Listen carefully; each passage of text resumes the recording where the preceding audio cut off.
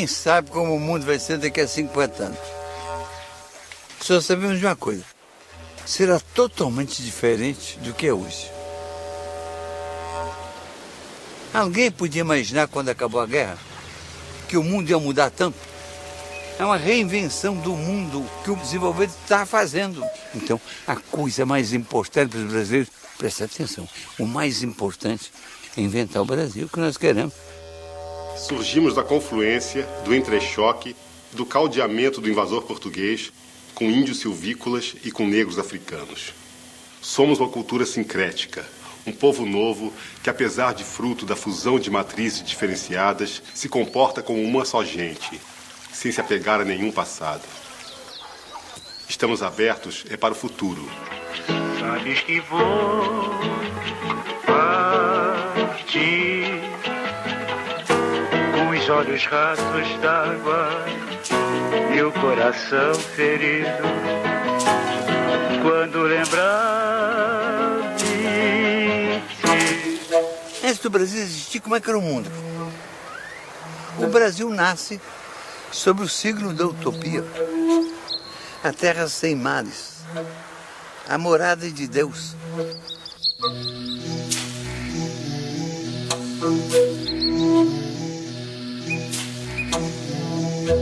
Há 1000 anos atrás, de lá pelo ano 1000, tem cartas que falam de uma ilha Brasil. Isso significa que o nome Brasil não vem do pau-brasil, não. Isso aqui era a Ilha Brasil, que alguns navegantes sabiam. Mas um dia, os portugueses precisaram fazer uma descoberta oficial, mandando até um escrivão do cartório declarar no cartório que foi descoberto. Isso foi em 1500.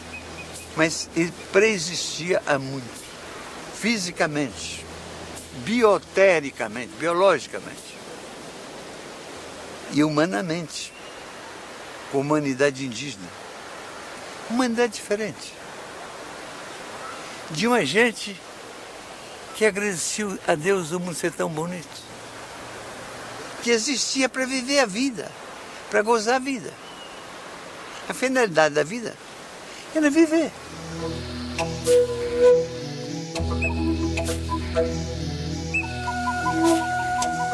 Os Brasis, como eram chamados os nossos antepassados indígenas, costumam ser classificados de acordo com a língua. Em 1500, poderiam totalizar entre 1 e 8 milhões de pessoas, distribuindo-se da Foz do Oiapoque ao sistema fluvial Paraná, Paraguai e Uruguai.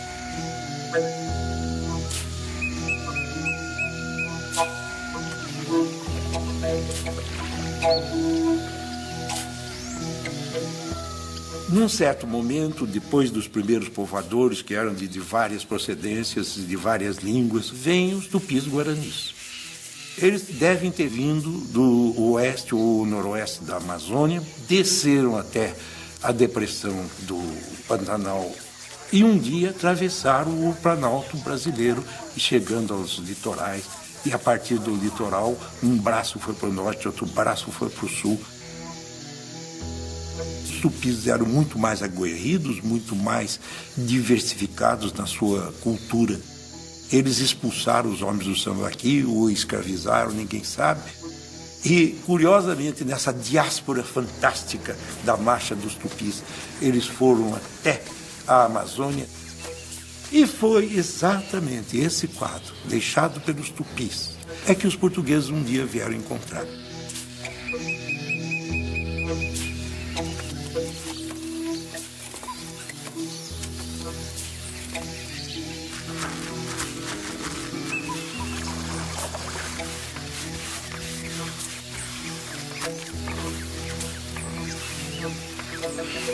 Assim esses povos existiram por séculos. Chegaram a conhecer a natureza em detalhe. Sabiam o nome de cada bichinho, de cada planta. E sabiam para que servia ou não servia. Viveram aqui por menos de 10 mil anos, comungando com a natureza. Tiraram da natureza dezenas de plantas selvagens e domesticaram, ajeitaram, para poder plantar na roça tudo junto.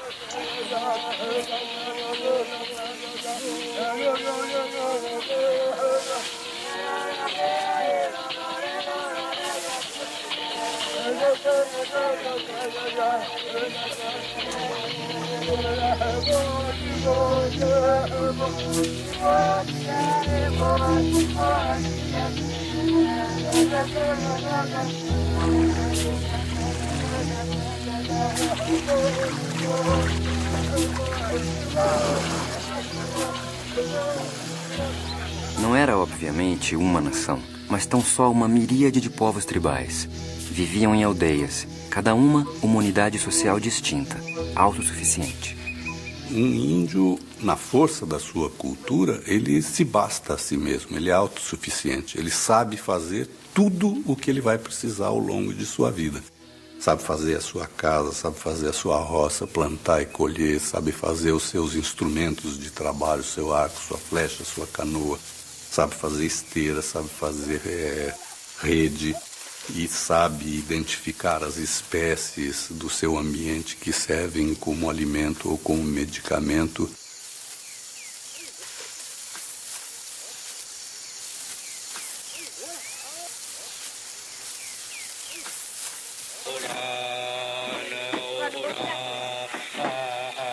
Os tupinambás, povo que entrou em contato mais direto com os europeus, eram brasis que se dedicavam, antes de mais nada, à guerra e à festa.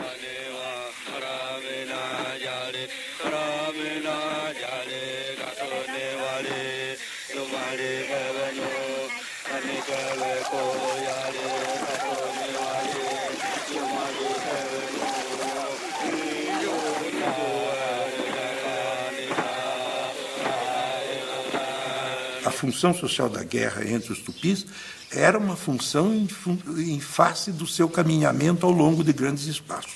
E em toda parte os tupis guaranis deixaram nomes para os acidentes, para as faces das escarpas, para os rios, para as regiões. Então o colonizador encontrou um país que já tinha referências deixadas pelos povos tupis.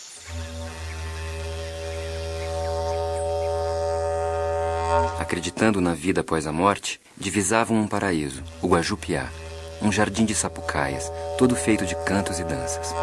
Para um índio não existe muita diferença entre a realidade acordada e a realidade do sonho. O parto, o mundo dos espíritos, os pássaros, tudo está entrelaçado, não é? Quer dizer, tem um espírito em cada coisa, um espírito na hora da colheita, um espírito na hora do plantio, um espírito que mora no fundo das águas e rouba a alma das pessoas, um outro espírito que perturba, o espírito do tatu, o espírito disso, do macaco.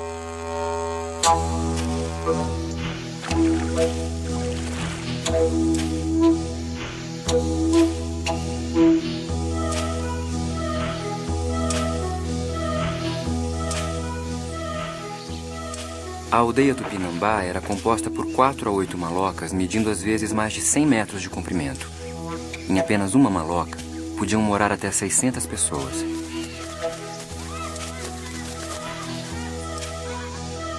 Parece a casa um labirinto. Uns cantam, outros choram, outros fazem farinhas e bebidas.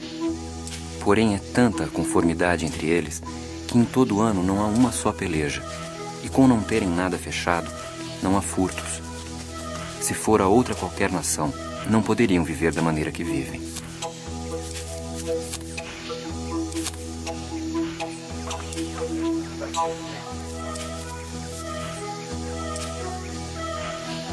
A aprendizagem da convivência e da sobrevivência era feita a partir do modelo dos mais velhos, e no fazer e no refazer.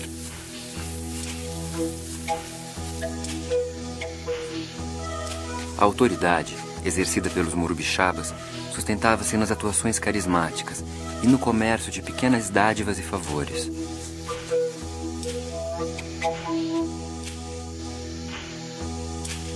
A liberdade sexual era grande. É certo que o adultério feminino podia acabar em espancamento, mas o fim do casamento, por iniciativa do homem ou da mulher, era simples e sumário.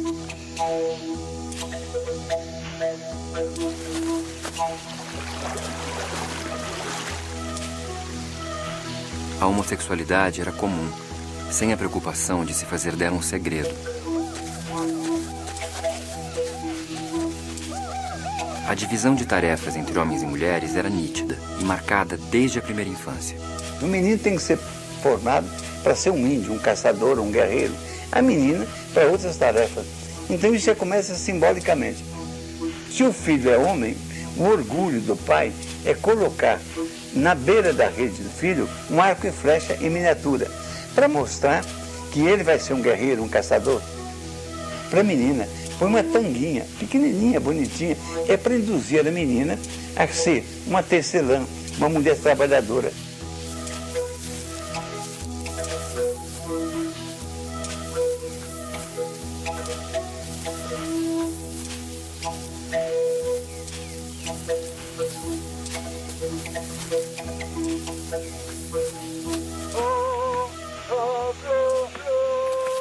As mulheres cuidavam da roça, do preparo da comida e do cauim, o vinho que animava as festas tupi.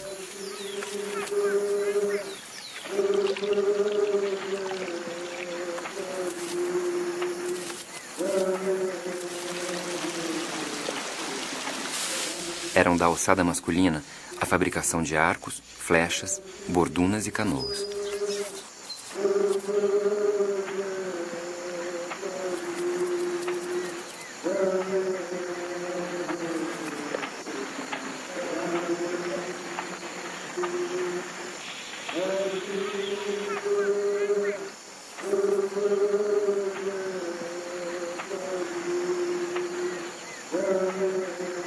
Entre os indígenas, nunca houve uma delimitação clara entre trabalho e arte. Essa coisa eu encontrei entre os índios. Os índios também, cada coisa que eles fazem, eles querem que ela seja perfeita, porque cada coisa os retrata. É vontade de beleza.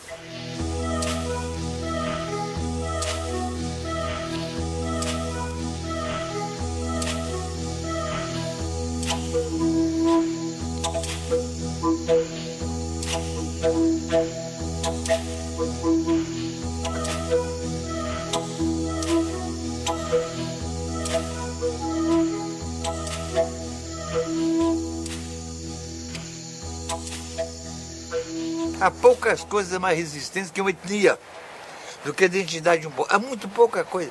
Mais que aço, mais que qualquer bobagem. Material é duro. Uma etnia é dura.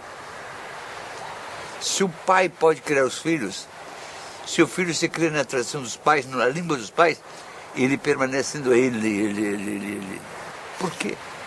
4.000 anos que os ciganos são ciganos. Ou que o judeu é judeu. Por quê? Por uma identificação íntima, secreta, lá dentro. Ele sente que é judeu. E esta convicção que faz dele um judeu é a mesma convicção que faz dos índios índios.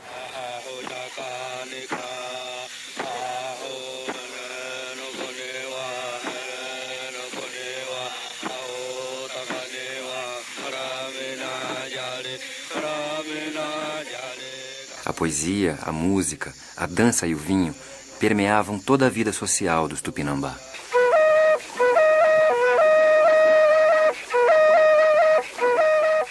Mas a mais honrada atividade dos Tupinambá era a guerra.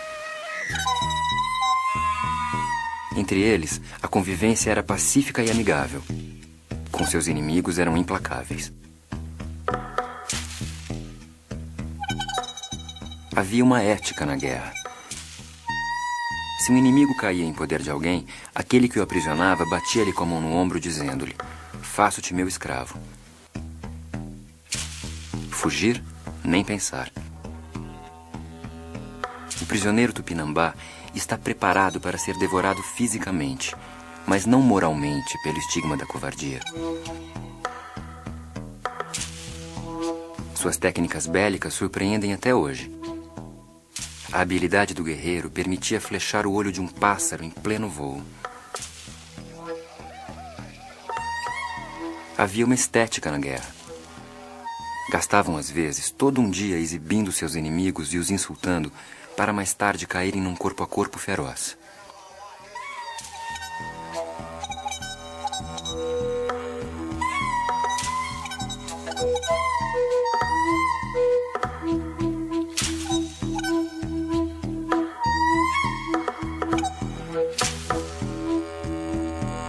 mar se fazia guerra também. As flotilhas tupi eram compostas de 100 ou 120 canoas. Em poucos dias, era possível irem de Bertioga à Baía de Guanabara. Os prisioneiros que os tupi faziam em suas guerras eram sacrificados e comidos. Era o momento máximo da vida da aldeia, a sua grande festa. O prisioneiro é levado à aldeia de seu amo. As mulheres e crianças é que primeiro gritam, saltam, dançam e batem-lhe. Cobrem seu corpo com cinzas, raspam suas sobrancelhas. Prendem-no e dão-lhe uma índia para o seu serviço, inclusive o sexual. Tudo pronto, é marcado o dia da festa. Os índios levam consigo o prisioneiro, de sorte que bebam e se divirtam juntos.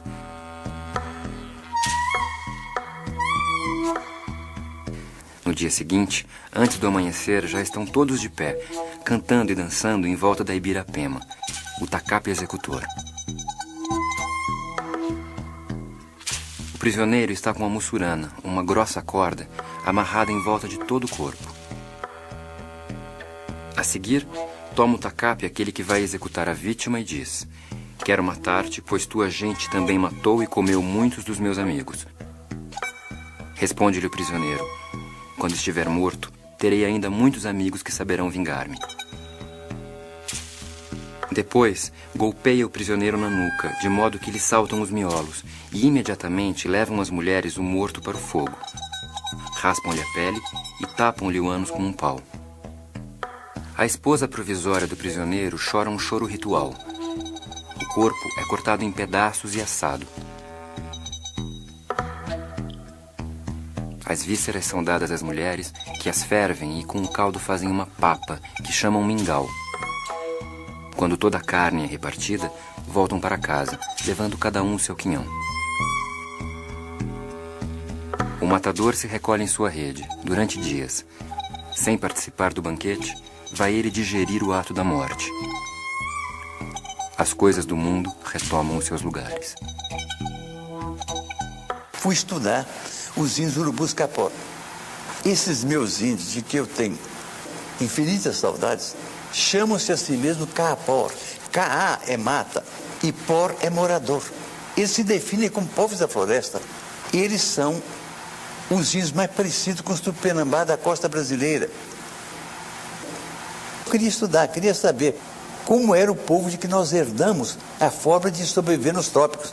Isso tudo pode ser reconstituído pelos documentos do século XVI, mas é muito melhor ir vendo. Eles estão vivos e eu fui lá estudar isso.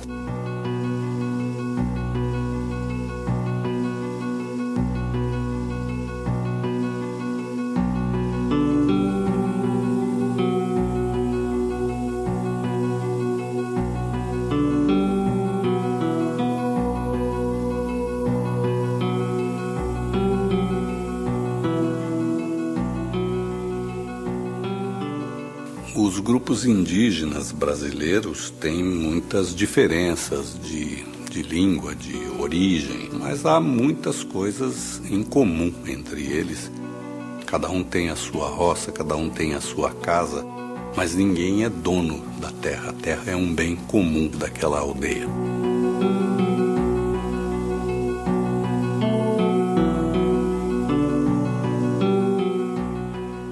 Num grupo indígena, o que um sabe, todos podem saber. Ninguém se apropria da informação para transformá-la em poder político ou econômico para dominar outras pessoas, para ganhar dinheiro.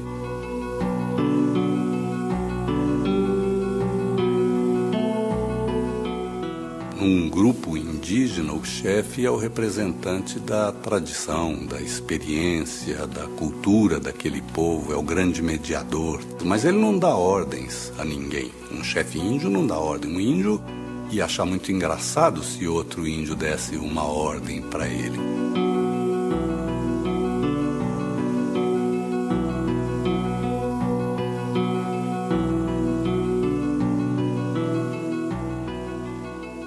Fomos para dentro das aldeias e vivemos lá meses.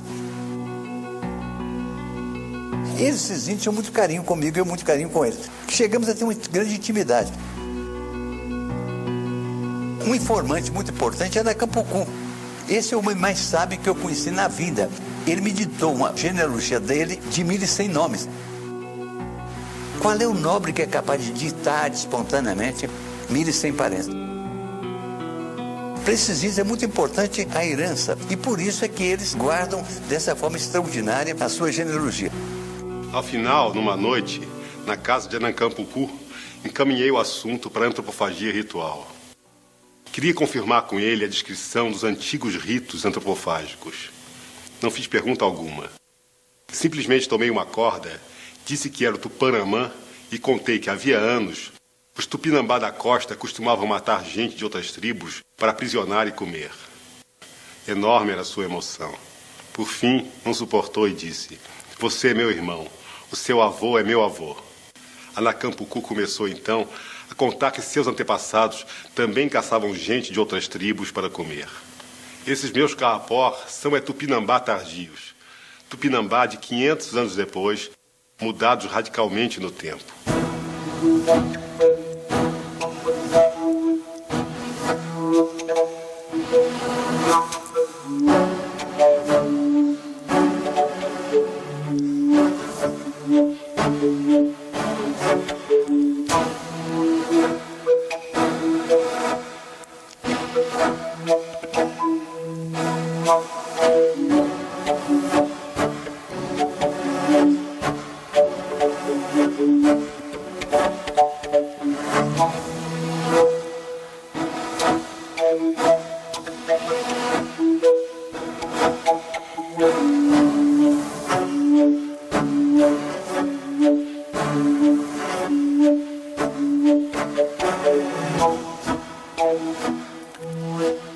Herdamos dos índios um vasto e complexo arsenal de técnicas para sobreviver e se deslocar nesse imenso território.